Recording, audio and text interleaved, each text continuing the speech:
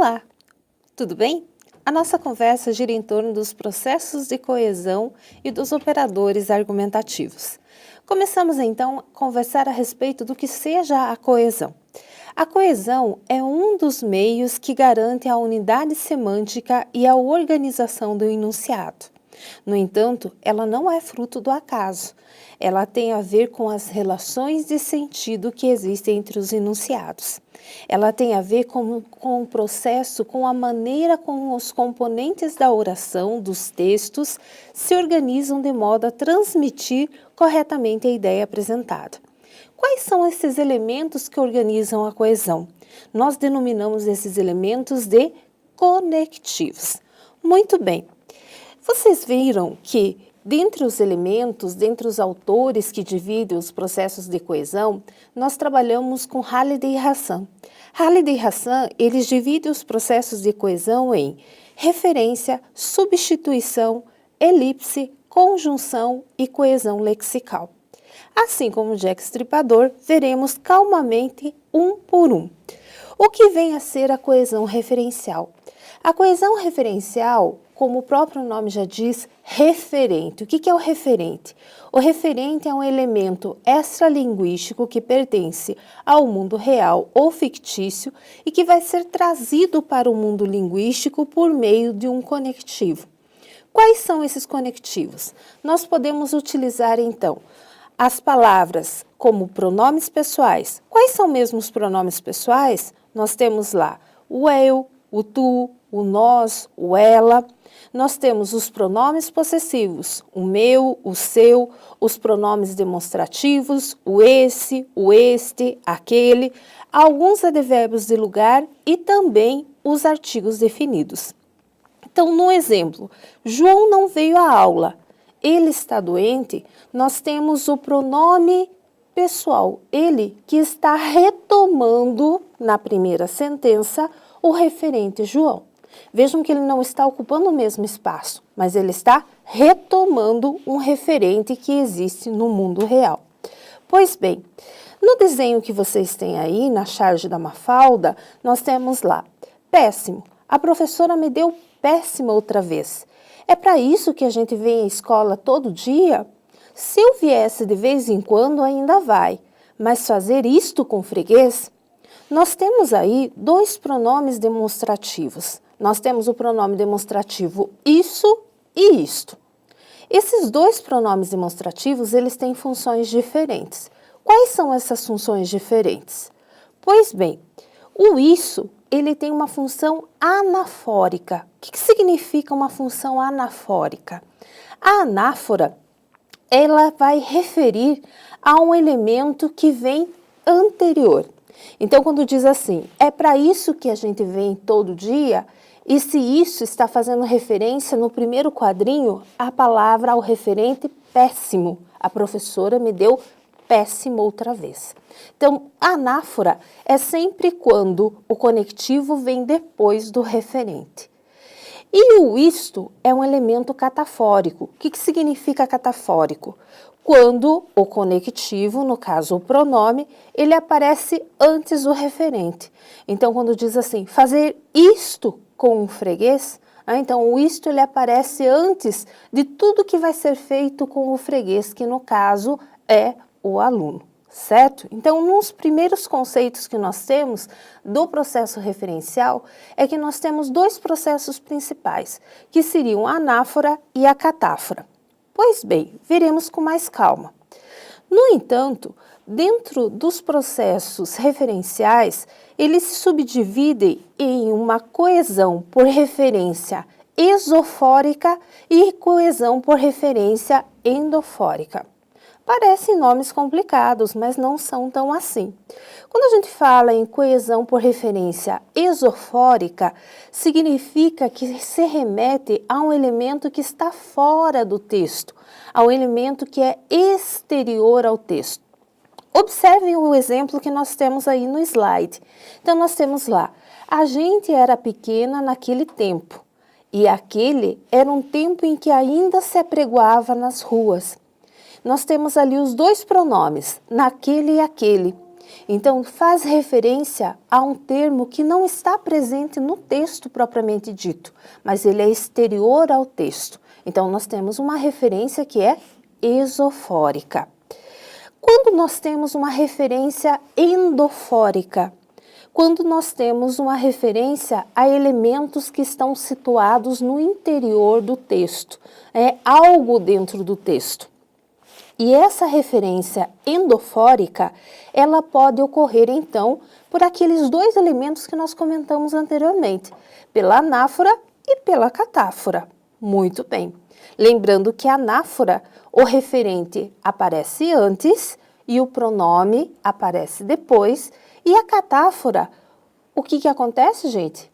O pronome, ele vai aparecer antes e o referente vai aparecer depois, certo? Então, vamos pegar lá o exemplo. Não consegui passar o recado para seu pai, pois quando eu voltei, ele já havia ido embora. Quando nós temos ali, olha, não conseguir passar o recado para seu pai, então nós temos o referente. E aí, na sequência, ele já havia ido embora. Nós temos o pronome ele que faz referência ao seu pai. Então, nós temos um termo anafórico. No segundo exemplo, lá estava ela, parada, minha amiga. Então, eu tenho o pronome que aparece antes e o referente que vai aparecer depois. Então, eu tenho um processo catafórico. Mas vamos nos ligar a dois pontos principais. Os pronomes demonstrativos, isso, essa e esse, e demais contrações sempre vão ser anafóricos. Os pronomes demonstrativos, isto, esta, este e demais contrações sempre vão ser catafóricos. São alguns macetinhos para a gente relembrar no decorrer da nossa conversa. Muito bem. Quando nós falamos em anáfora, catáfora, anáfora correferencial e sucessivamente, que nós veremos na sequência, nós estamos falando do que nós chamamos de processo de referenciação. O que vem a ser esse processo de referenciação? A referenciação, ela é uma atividade discursiva como um processo que é realizado negociadamente no discurso e que vai resultar na construção de referentes ou de objetos de discurso. O que significa isso? Significa que duas pessoas que estão interagindo em uma determinada situação linguística, elas vão escolher determinadas marcas linguísticas para introduzir no seu discurso e para fazer referência ao mundo extralinguístico. São essas marcas, essas linguísticas, que permitem com que esses sujeitos consigam compreender e dar prosseguimento ao texto.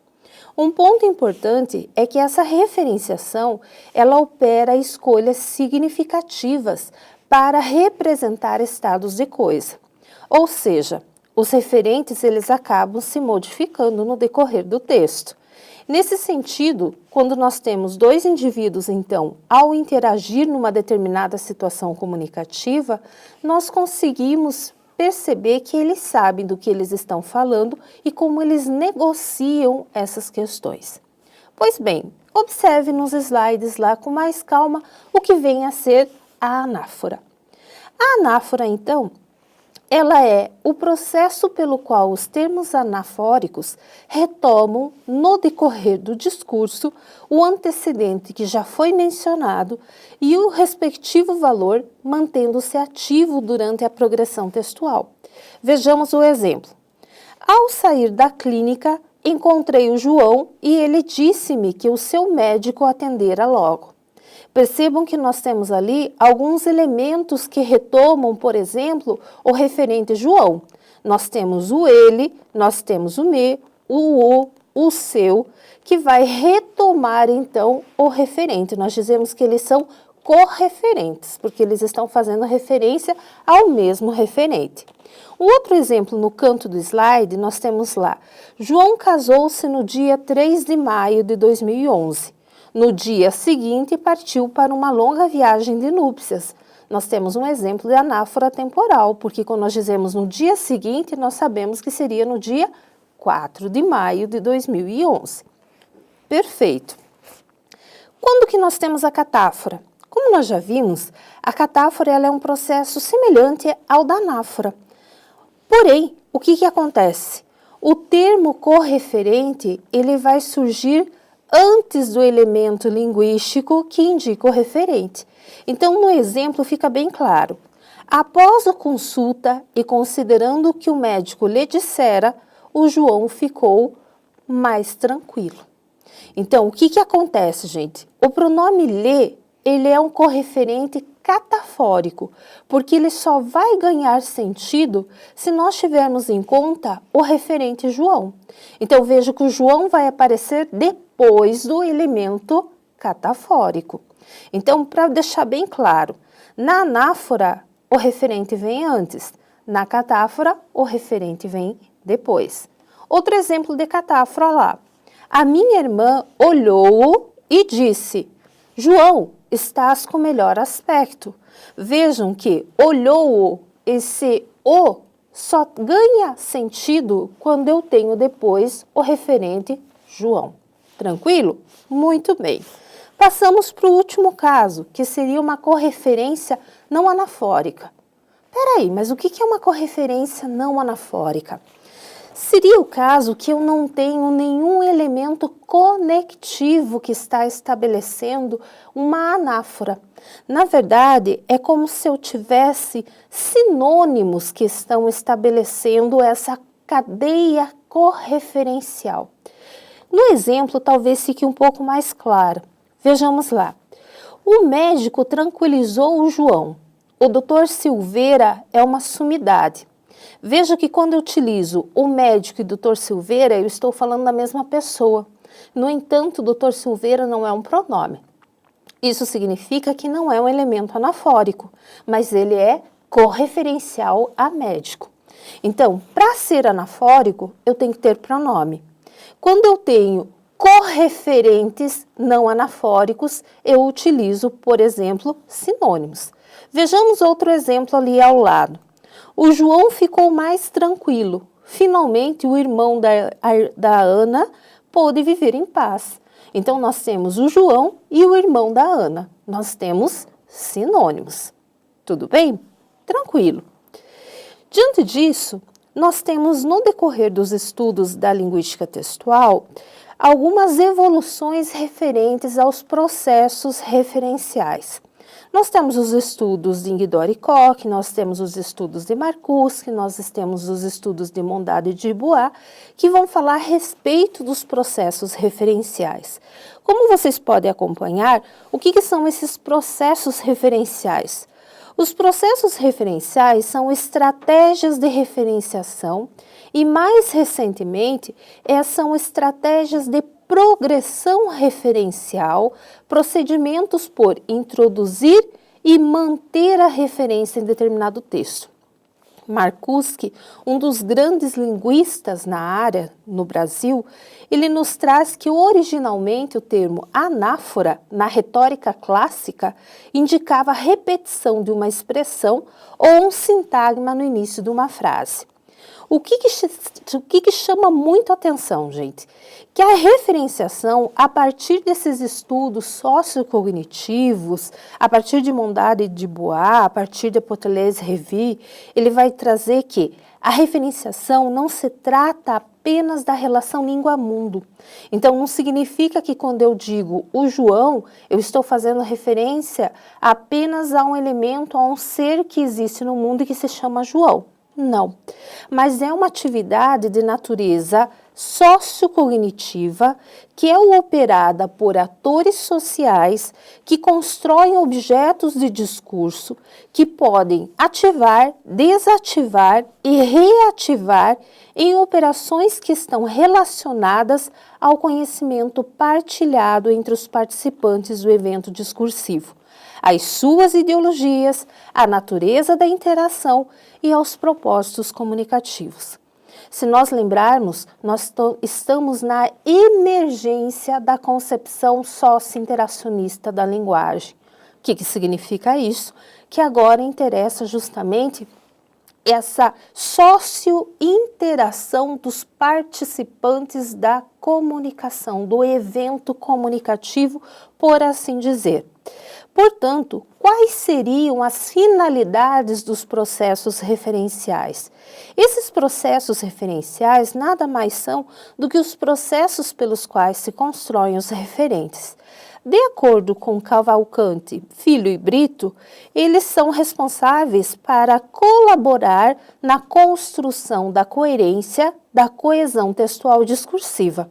Se nós lembrarmos, a coesão e a coerência são dois dos elementos de textualidade que Bográn e Dresdler, já na década de 70 e 80, traziam para nós a respeito do que faz um texto ser um texto. Quais são, então, os três processos referenciais? Nós temos a introdução referencial, nós temos a anáfora e nós temos a deixis. Veremos cada um deles com um pouco mais de calma. O que vem a ser introdução referencial?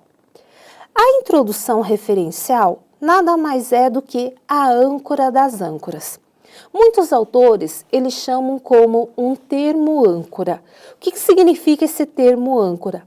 Significa que ele não está atrelado a nenhum termo pré-existente no texto. Ele vai introduzir um novo referente no discurso. Então, é a estreia de um termo no texto. Então, é o início, na verdade, de uma cadeia referencial. Ocorre pelo emprego de uma expressão referencial que ainda não foi mencionada anteriormente. Nós vamos falar de introdução referencial apenas quando um objeto for novo no contexto e não quando ele for engatilhado por nenhuma entidade. Então, ele vai permitir que nós tenhamos, então, outras anáforas. É quando nós temos, por exemplo, o João ganhou uma bicicleta. Então, o João é um termo que temos uma introdução referencial. Em momento algum, ele foi mencionado anteriormente no texto, certo? Pois bem, o que vai chamar também bastante atenção é que a introdução referencial, ela é instaurada somente quando, durante o processo de compreensão, que ainda não é manifestado por uma expressão referencial, ela é construída pela primeira vez na mente do enunciador do discurso e do co-enunciador. Esse referente, ele pode tanto ser retomado anaforicamente ou não no decorrer do texto. Então, a gente pode perceber que nós temos várias introduções referenciais no texto, vários elementos que aparecem no texto, mas que nem todos eles vão ser retomados no decorrer do texto. É muito comum, nós temos, por exemplo, certa noite aconteceu uma briga. Em meio à madrugada, vários meliantes chamaram a polícia.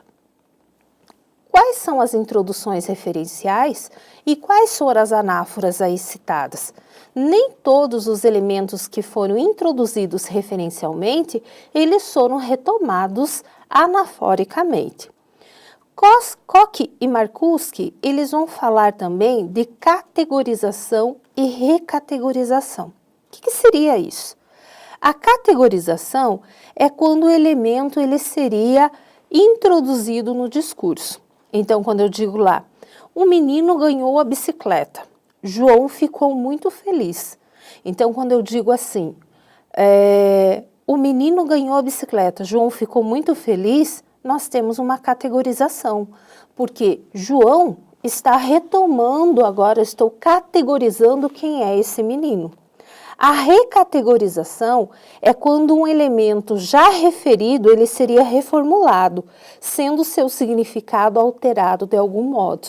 Ou seja, o menino ganhou a bicicleta, João ficou muito feliz. Ele, apesar de ter ganho a bicicleta, não sabe andar com ela. Então, nós temos uma recategorização. Pois bem, isto significa que os referentes, eles podem ser modificados ou expandidos por categorização ou recategorização a qualquer momento no texto.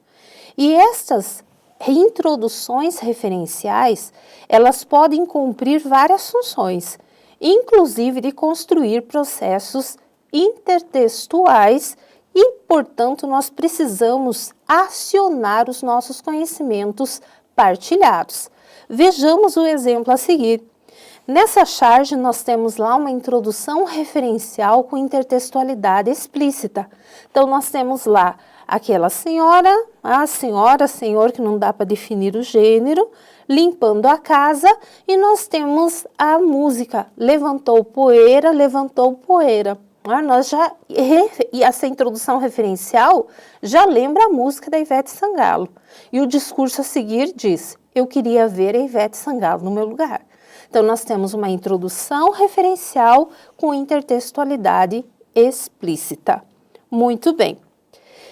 Perfeito. O primeiro elemento do processo referencial, tranquilo. Vamos ao segundo elemento do processo referencial. O segundo elemento do processo referencial diz respeito às anáforas. As anáforas, elas podem ser subdivididas em anáforas diretas. Essas anáforas diretas, elas retomam o mesmo referente que já foi introduzido anteriormente. Elas podem ser indiretas, elas podem ser associativas e elas podem ser encapsuladoras. Parece um pouco complicado, mas não é tanto assim. Veremos com calma o que é cada uma delas. Como que nós podemos classificar, então, essas anáforas?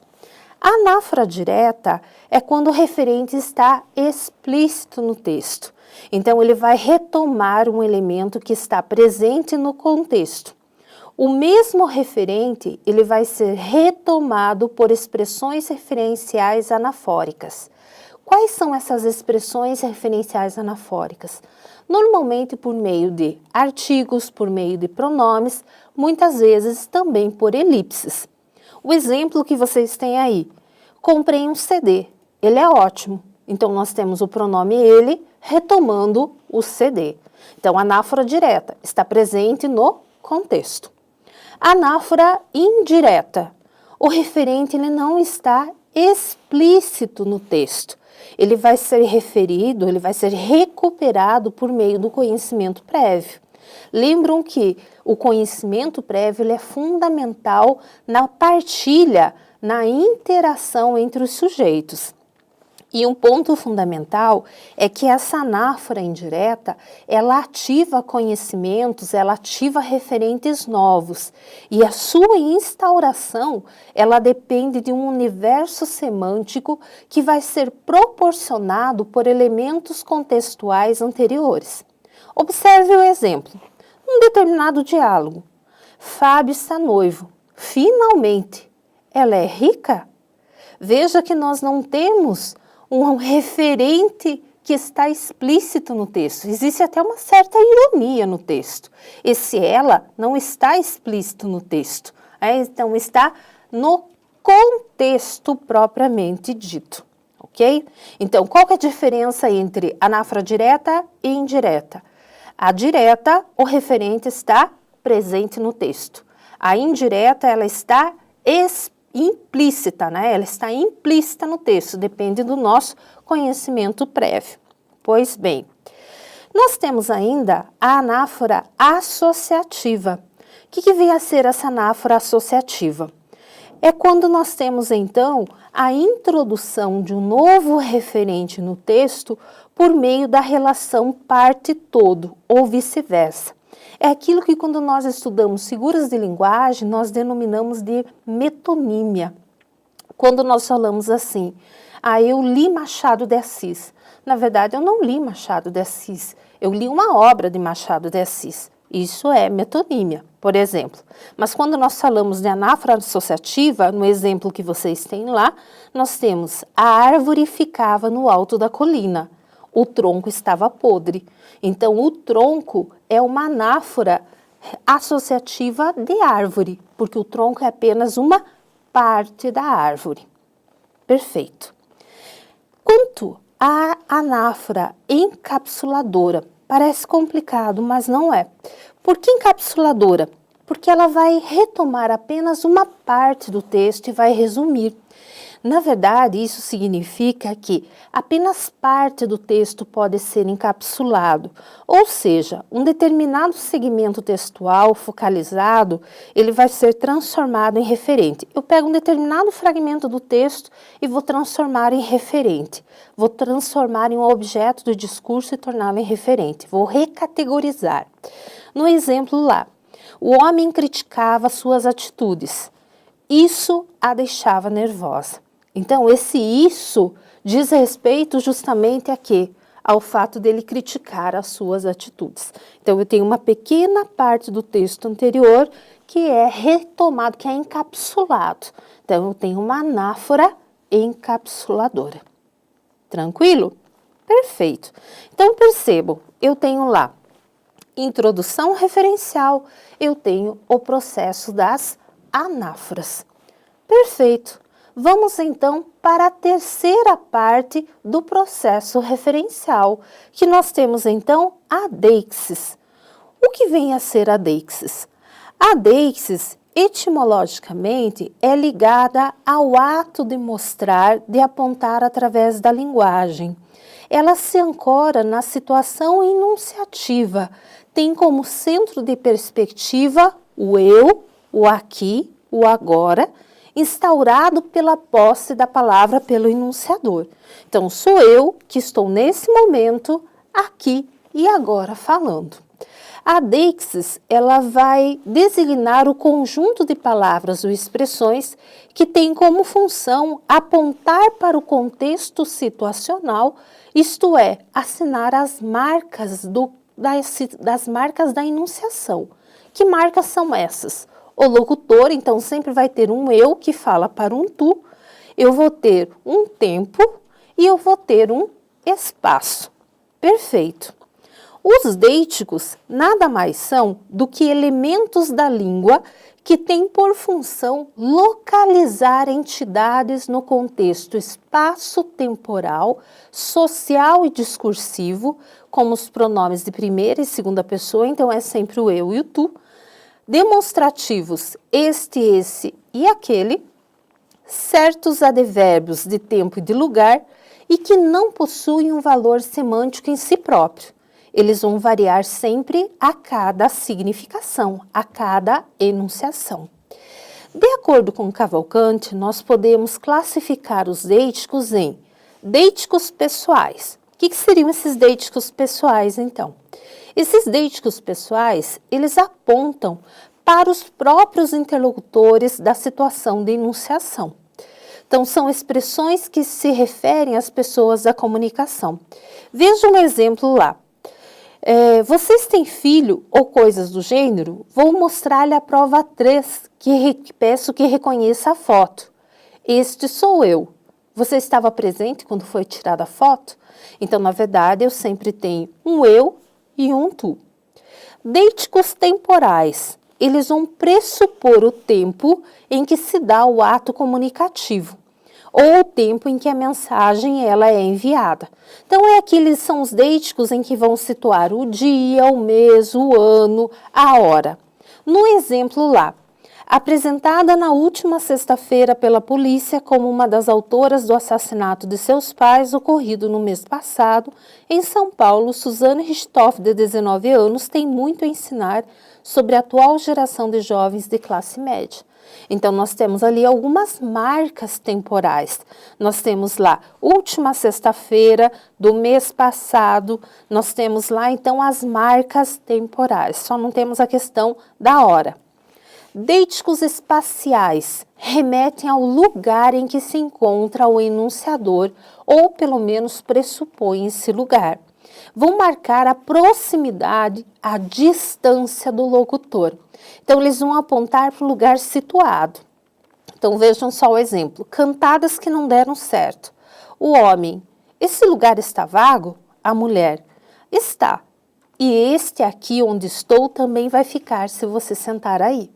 Então, nós temos ali alguns deíticos espaciais. Deíticos memoriais. Esses são os mais claros de nós identificarmos.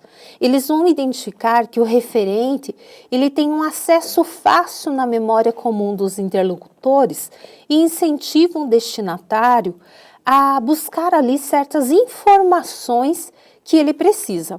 Para isso, é necessário que haja um conhecimento partilhado entre os participantes da comunicação.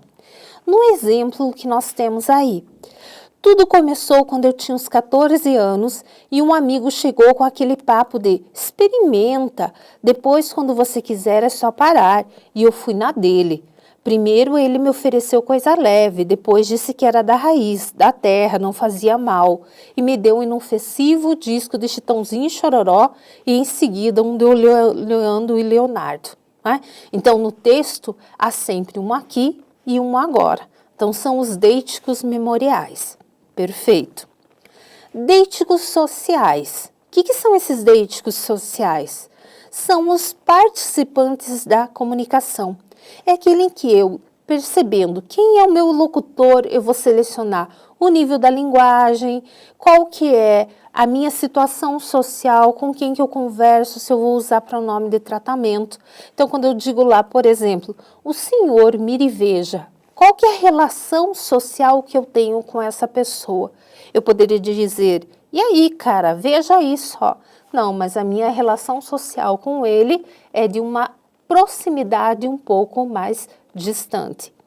E os deíticos textuais são os espaços em que o texto ele vai se materializar.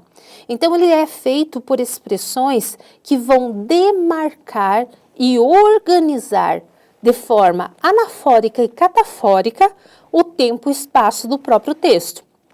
Que expressões são estas? Nós vamos ter expressões, então, que vão referir antes e depois. Então, exemplos. Como se referiu acima mencionado, abaixo mencionado, são referentes, são deíticos textuais. Mas além desses deíticos, e pensando que nós estamos na era da tecnologia, nós não podemos deixar de mencionar os deíticos multimodais. Então, no exemplo que vocês têm lá, só para relembrar, o que são multimodalidades? Textos multimodais são aqueles em que nós temos, algum tempo atrás se falava muito em textos sincréticos, que é a junção da imagem com o texto verbal. A multimodalidade é quando eu faço associação, então, de vários níveis de linguagem, de várias funções da linguagem. No exemplo que vocês têm lá, nós temos a escola em 1969 e nós temos a escola em 2009. Em 1969, os pais recebem o boletim e perguntam para o aluno, que notas são essas? Em 2009, os pais recebem o boletim e perguntam para a professora, que notas são essas? Então, nós temos os deíticos multimodais, por assim ser, certo? Até agora, a gente falou apenas do primeiro tipo de coesão de Halle de Ração. O segundo tipo de coesão diz respeito, então, à coesão por elipse. O que é elipse? A elipse é quando nós temos a omissão de um determinado termo para evitar a repetição. É quando eu prefiro evitar a repetição de determinados termos. O exemplo que nós temos aí. João Paulo esteve ontem em Varsóvia. Lá, disse que a igreja continua a favor do celibato. Muito bem. Vejam que quando eu digo lá, disse que a igreja continua a favor do celibato, eu tenho uma elipse. Lá onde? Em Varsóvia. Então, eu não repito Varsóvia. Então, eu tenho uma elipse. O presidente foi a Portugal. Lá foi homenageado. Novamente, eu tenho uma elipse. A elipse é um importante elemento de coesão, justamente para evitar essas repetições desnecessárias e que acabam confundindo muito o leitor e deixando confuso, na verdade, a compreensão do texto. Além da elipse, nós temos a coesão por substituição.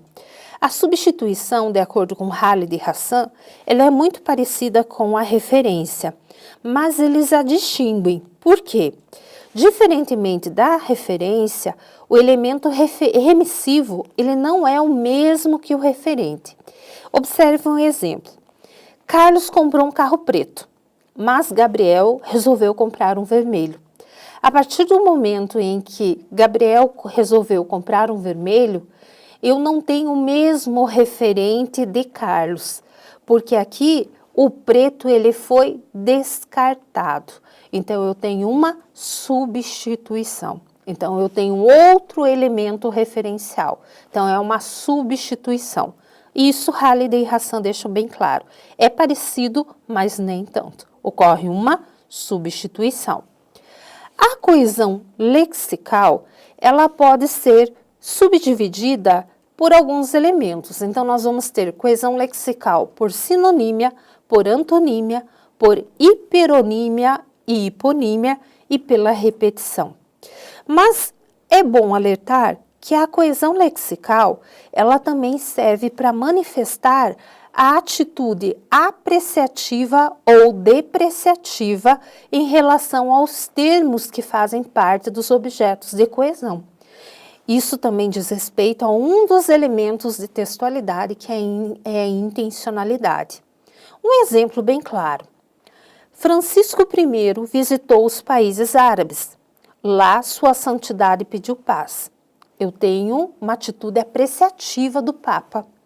Francisco I visitou os países árabes. Lá, o mais recente aliado do capitalismo ocidental pediu paz. Eu tenho uma avaliação depreciativa do Papa. Então, a coesão lexical tem a ver justamente com essas avaliações apreciativas e depreciativas. Primeiro tipo, então, de coesão lexical. Coesão lexical por repetição. O que é repetir? Repetição nada mais é quando eu vou repetir a mesma unidade lexical no decorrer do texto, justamente porque ela é necessária para a coesão do texto. Nós observamos isso muito claramente em textos literários, como o exemplo que vocês têm lá num dos poemas de Fernando Pessoa. O Tejo é o mais belo rio que corre pela minha aldeia, mas o Tejo não é mais belo rio que corre pela minha aldeia, porque o Tejo não é o rio que corre pela minha aldeia. Então, eu tenho um elemento necessário de repetição. É um elemento necessário porque colabora para a construção semântica. A sinonímia, e isso a gente aprende lá na escola, o que são sinônimos? Quando eu substituo as palavras por sinônimos. Sinônimos são palavras que têm significados muito próximos. Lembrando que não existem sinônimos perfeitos, são palavras semelhantes que podem ser usados em diferentes contextos. Então, no exemplo, os alunos das escolas particulares estão em greve, pois esse foi o caminho que os estudantes encontraram para protestar contra as altas mensalidades. Então, eu tenho alunos e estudantes, tenho sinônimos, certo? Quando nós temos antônimos, ao contrário de sinônimos, agora eu tenho palavras que se opõem na sua significância. A maior parte das vítimas da violência doméstica é constituída por mulheres. Os homens, quando agredidos, raramente denunciam a situação. Então, tenho mulheres e homens, antônimos. Natureza hierárquica, nós falamos hiperonímia e hiponímia. Quando a gente estuda em biologia, nós falamos muito em classe e espécie. O que são hiperônimos e hipônimos? Hiperônimos nós podemos falar como se fosse a parte maior. Nós podemos dizer, por exemplo, que as flores são hiperônimos e que a rosa, por exemplo, é um hipônimo. Nós podemos dizer que os automóveis, que os veículos, eles são hiperônimos e que os automóveis, eles são os hipônimos. Então, nós temos sempre o que é maior, hiperônimos, e os hipônimos, aquilo que é menor. Então, pegar um exemplo lá. Quando chegou à casa, o Rui viu um carro estacionado em frente da sua garagem. Ficou intrigado. O veículo não era familiar. Vejam que eu tenho a substituição de carro, que é um hipônimo, por um hiperônimo. Certo? Então, para deixar bem claro, hiperônimo, aquilo que é maior, e hipônimo, aquilo que é menor. Lembrem sempre do exemplo da flor. Flor, hiperônimo. Rosa, girassol e etc., hipônimo, ok? Coesão por conjunção, que é o quarto caso lá que nós temos. Quando a gente fala em conjunção, e aí vocês estudaram lá nas classes de palavras todos os tipos de conjunção, nós dizemos que alguns autores falam de conjunção por conexão. E aí nós entramos no mérito dos operadores argumentativos. Até porque não existe discurso neutro. O que significa isso? Os operadores argumentativos, eles orientam o discurso para uma determinada conclusão. Isso nada mais significa que os operadores argumentativos, eles são elementos da gramática que têm por função indicar a força argumentativa da oração. Eles ligam sintaticamente uma oração à outra. Dentre essas classificações da coesão por conjunção, Ducrot ele dizia para nós que nós temos dentro dos operadores argumentativos a denominação de classe argumentativa e escala argumentativa. O que vem a ser uma classe argumentativa? Quando nós temos um conjunto de enunciados que servem como argumento para uma determinada conclusão. E nós temos uma escala argumentativa quando nós temos os enunciados de uma classe que são colocados em ordem de força em favor de uma mesma conclusão. Parece confuso, mas a gente vai ver exemplos de cada um deles na sequência. Vejamos só. Exemplo de classe argumentativa. Então, um exemplo que vocês têm aí. João é o melhor candidato. Tem boa formação em economia, tem experiência no cargo, não se envolve em negociatas. Então, nós temos 3 argumentos para que o João seja o melhor candidato. Ele tem boa formação argumentativa, ele tem experiência no cargo e ele não se envolve em negociado. Muito bem, 3 argumentos.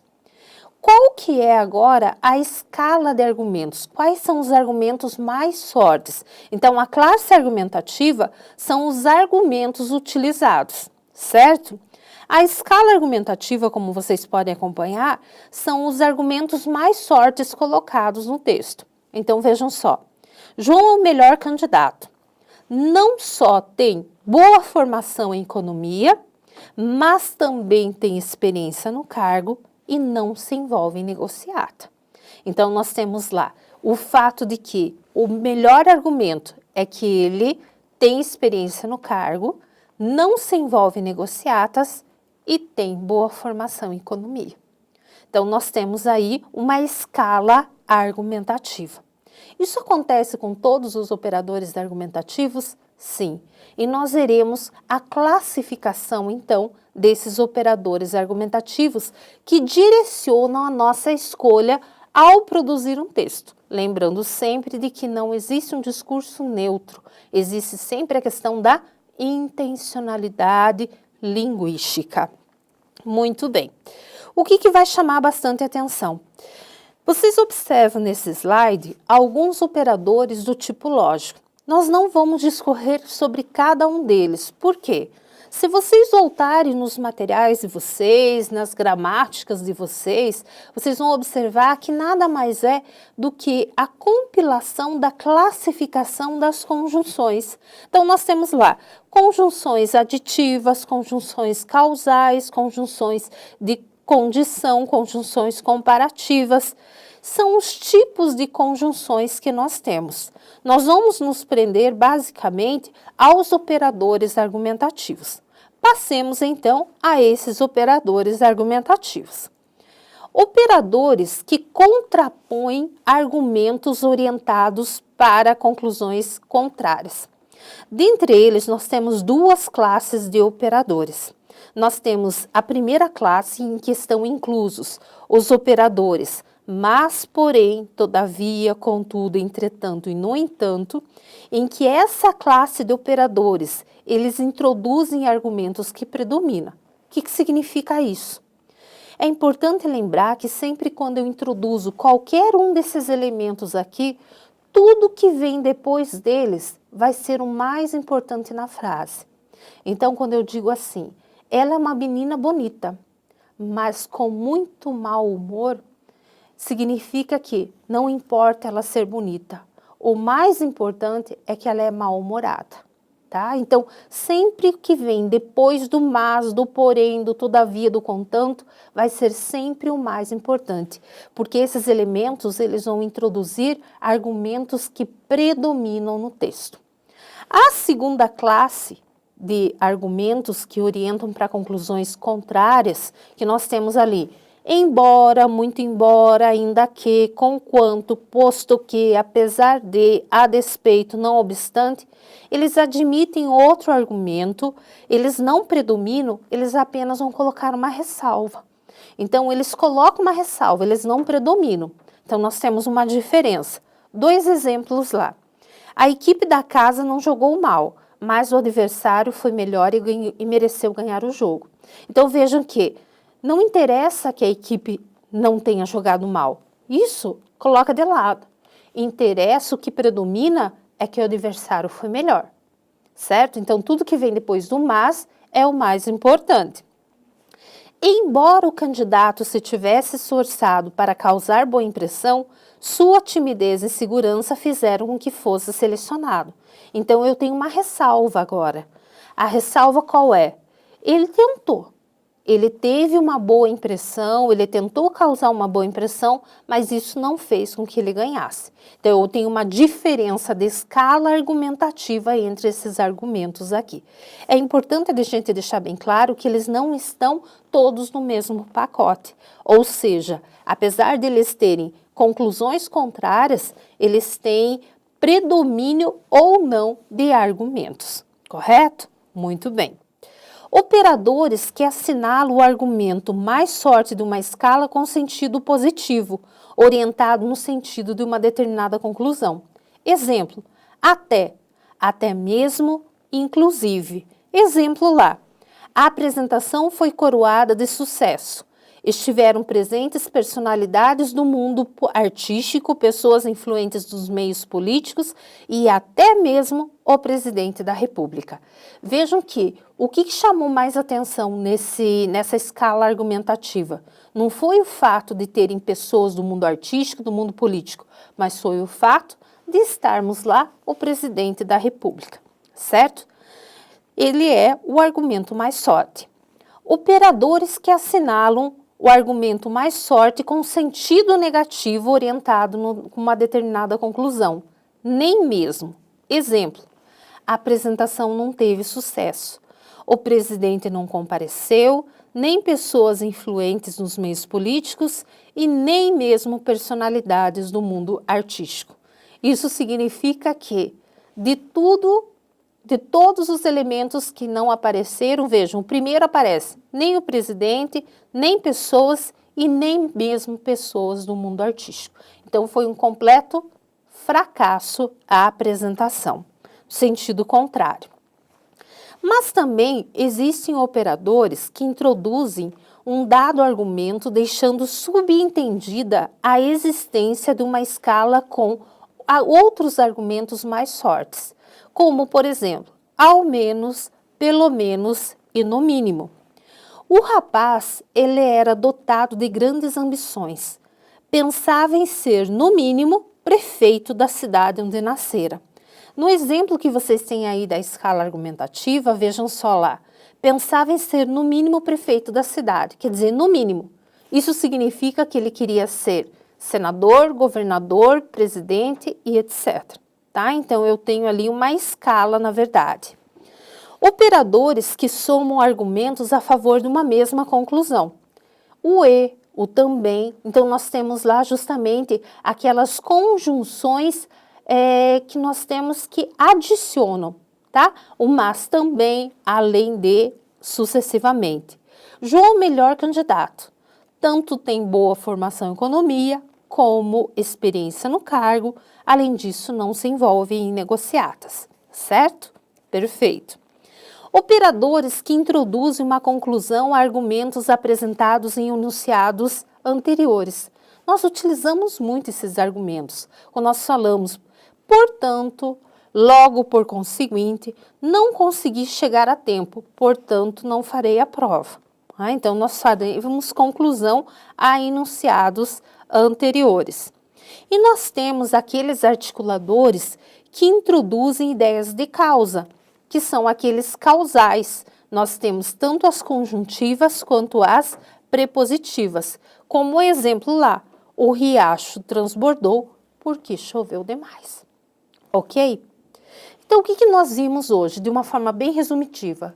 Todos os processos de coesão, de acordo com Halide e Hassan, enfatizando principalmente no processo referencial, que sofreu uma grande influência dos estudos sociocognitivos da década de 70, da década de 80, e fomos até os operadores argumentativos. Bons estudos a todos e esperamos que as próximas leituras sejam ainda mais profícuas.